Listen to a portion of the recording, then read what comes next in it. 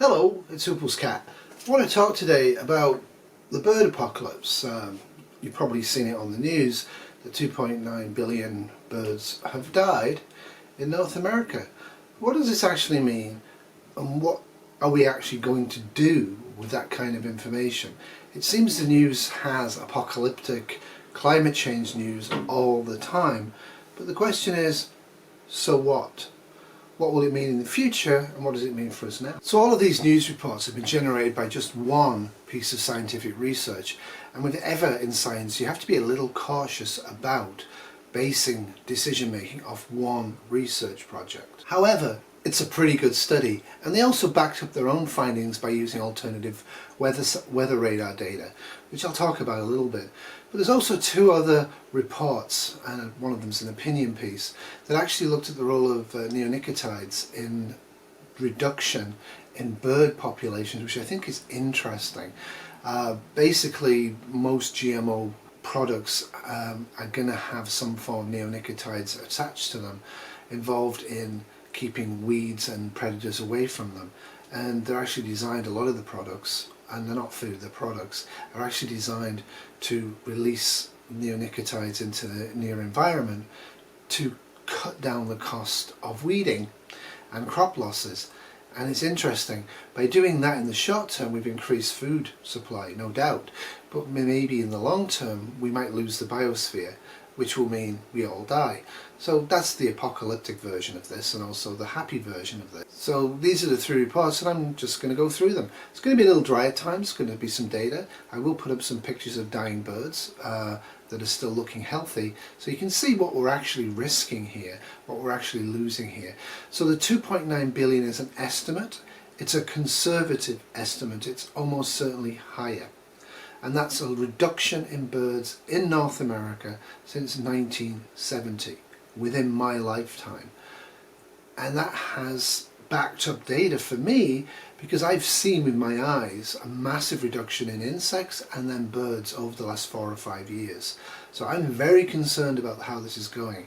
A sterile planet, it will not be a human habitable planet. Avifauna are birds of a particular region, geography or habitat and time frame. So when they talk about avifauna, they're talking about the birds of North America in the current time frame. So decline of North American avifauna by Rosenberg and co-workers is actually what everybody's basing their stuff on. And this is their abstract, and what they're basically saying is that species extinctions have defined global biodiversity crisis, but and this is the huge but extinction begins with the fall of numbers, right? So what we focused on as a human species is, oh, there's no more passenger pigeons left. Oh, there's no more X and Y left. This is awful, we need to do something. What they're saying is, using the birds of North America, what we can see is a huge problem building up that will lead to extinction of large numbers of bird species in North America, and that perhaps we should be looking at the trends and taking action rather than the results. And I think that's fairly reasonable. So 2.9 billion birds since 1970 have been lost. That's an astounding, horrific number. But that represents 29% of all birds lost. Over 49 years, we've lost about almost 30% of all the birds. And the rate is accelerating. Using the weather radar, they've actually noticed over a 10-year period a steep decline in biomass of passaging migrating birds. So the weather is only looking at migrating birds, it isn't looking at what the study looked at, which is pretty much all the bird types. But it's indicative of a major crisis. Not a, oh dear, this is bad, maybe I should start a bird feeder, but something that humanity, if we were intelligent, would be really focusing on. This is a catastrophe that's never before happened in human history, and hasn't really happened except during the extinction events of prehistory, pre-human history. And let's face it, those events kind of led to the ending of any complex form of life. And humanity, although we might like to think we can exist without a biosphere, at the moment we have no ability to do so. You can see from this slide, and a bigger picture of the slides coming up, so don't panic, What they've done is they've looked at 529 species of birds, and they've proven a net loss of 2.9 billion breeding birds across the entire North American continent in all bird populations in all areas since 1970. Except for wetland birds. Waterfowl birds are actually doing very well. They're up about 56%. Billions upon billions of dollars have been spent recreating wetlands and also providing waterfowl for hunters, and this has actually improved their population. But that's not all. Any of the birds that are migrating, there's 419 native migratory species, have lost 2.5 billion. Now the 100 birds that are staying put during the winter in North America, they've actually had a small net increase, and that's because of the waterfowl mainly. But basically anywhere overwintering, they're suffering losses. Wherever you look at this, the facts are quite astounding. The average is 29% loss of all birds. Some species it's hitting almost 1 in 2. So although some birds are doing well and some birds are not doing very well at all, what's really interesting is that even introduced European and Asian birds in North America that have previously been very abundant are actually showing significant population drops. And over time, we are looking at the current time scale, we would be looking at about another 100 years and there'd be almost no birds left in North America. Unfortunately, it's accelerating. It's not a linear trend. And this is a major issue. We really have to consider who we are as human beings and what type of planet we want to live on. It may not be possible to live on a planet with 0 birds and 0 insects. It certainly won't be that desirable. So the next slide from the report actually shows it in graphical terms, just using one data point, which was the weather radar estimation of migratory biomass birds. And you can see that it's fairly significant in the east. We're having major problems there, the red dots and all the rest of it. You can read all of this. It doesn't mean that the grey areas are fine. What it does mean is that we have a continent-wide problem in almost every single type of avifauna, specifically all of them other than waterfowl and raptors. But of course eventually if we have no birds, the raptors are all going to die off as well, though they seem to be living off roadkill up here. So the final slide I'm going to inflict upon you is from the report, and what these show is where they got their figures from and which types of birds are being specifically affected very adversely, somewhat adversely, and not being affected particularly, and are actually doing quite well. Because as with everything, some things are doing quite well. Now the hunters out there will be happy at what is doing well, but the rest of us won't be so happy because our songbird population is plunging, and they are kind of like songbirds. But this brings us to a point. Is the loss of birds an aesthetic disaster? But this brings me to a point. Are the loss of major types of birds in North America an aesthetic disaster? Bad for the poets and the soul? Or is it having an economic effect? And the report doesn't really go into it. But what about the human effect on the biosphere over time? What will happen to humanity's ability to thrive and survive in North America over time? And the other thing is, it isn't just North America. Most people don't know about American history and Canadian history. The passenger pigeon was one of the first species humanity actually encountered in the billions, probably. And we managed to destroy every single one of them just by being absolutely stupid and just wrecking them. Now the good news for the passenger pigeon is that it may be able to come back. But yep, it was removed once Europeans got to North America with guns by widespread shooting and just terrible, terrible things. And such an interesting bird and a beautiful bird at that. But so what? Well, the loss of the passenger pigeon would have been inconceivable to the natives before Europeans arrived, and for most of the 19th century the loss of passenger pigeons was inconceivable to the European colonists. It only happened very, very quickly that we realised we'd overhunted and that they weren't coming back. And if we do this with our grassland birds and all the shorebirds and everything else, we're wrecking biospheres. They are useful in what they do. They've adapted to their habitat. Once the habitat loses the species, the habitat tends to also change. And of course it's us destroying, wrecking this the biosphere that's the important part here. And of course our very language is wrong. We use terms like development when we turn native forests and wetlands and floodplains into housing estates.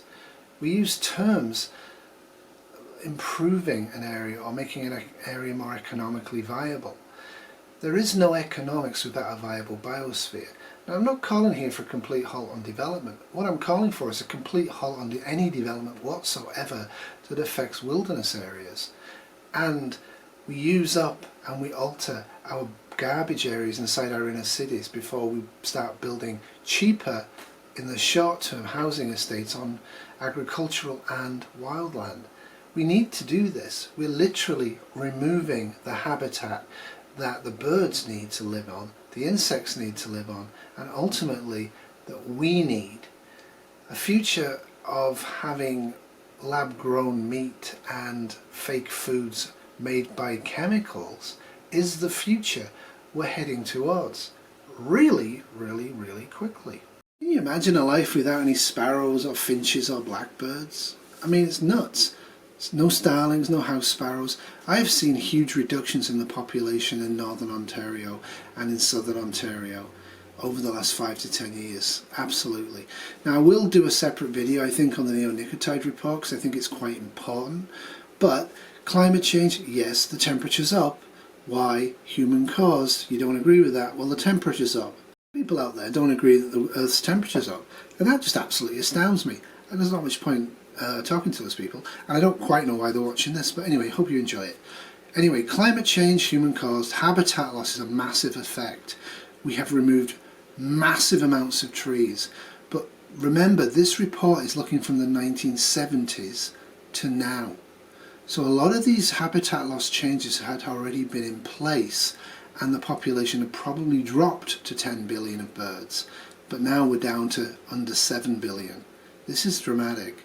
The shifts in food webs, that's a nice way of saying is that we've fished out a lot of areas, we've chopped down and paved a lot of areas. There is no food web because we've removed a key critical component of it. Cats, house cats should never be allowed outside. If you love your cat, they're going to get squished. The only outside cats should be spayed, barn cats on actual farms. Anyway, enough of that. This is the important part here. There could be a general collapse of the biosphere going on here. Insects, birds, mammals, that's us, okay?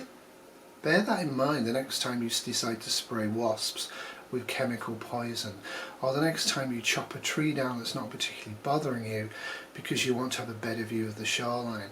Individual action here will help, but realistically speaking, we need strong government action to ban all poisons from our biosphere because they are killing the insects, the birds and us. And we all know this. The economic gain is short term. We need to get economic gain in the long term as our focus and stop poisoning the single resource we have, which is the planet Earth. So the biomass decline is 13% over a 10-year period using data from 143 radar stations across Canada and the United States. The biggest decline, and this is no surprise because this is where the biggest dropping of population is the eastern United States. So I think this is why you might get some people out west going, absolute rubbish, there's no less birds now than there was when I was a kid. Yeah, maybe in your local area, but when you look at the continent, there's a massive die-off going on. One could claim, if one believed in animals' rights, that this is a genocide. However, it isn't a genocide, it's a suicide. We cannot live without a functional biosphere. Rosenberg is weirdly hopeful. I hope he's hopeful and I hope it works. Now, simple steps like keeping all your cats indoors, keeping them spayed, and planting native plants and encouraging native plants and not planting GMO plants and certainly not spraying poisons on your plants and animals is probably a very good way of doing this. But we have to go beyond this. This is not going to work. We have to halt all development on wild lands, including wetlands, all development has to be stopped. There is no need for it. We have plenty of junk spaces in the cities, as I said. It's about time we own up to the fact that we are stewards of the earth. We're the only animal that's actually able to destroy the earth, and we can destroy it by nuclear warfare, or we can destroy it by slowly degrading the environment to the point where it suddenly, to our point of view, collapses. The keystone species are removed, bang, down goes all the populations, and guess what? It's very, very hard to pollinate crops by hand. It can be done in small areas, but on a continent-wide scale, terrible. And let's face it, I would rather have birds and insects pollinating my food than having to have what will be literally slaves, or even worse, little micro robots doing it. We don't need to do that. There's certainly money to be made in destroying the biosphere, and there's very little money to be made in protecting the biosphere from a short-term economic perspective. But from a long-term human perspective, one is an intelligent response and the other is absolute insanity. Put yourself on the side of the sane on this one. Do whatever you can, however you can, to increase insect population and bird population in your local environment. And if you're one of those lucky people in an area that's not seeing this yet, it's really important that you don't see the drop. So start now, as well and as aggressively as everybody else, in what is becoming empty of life deserts. And at the end of the day, we're not going to be able to survive.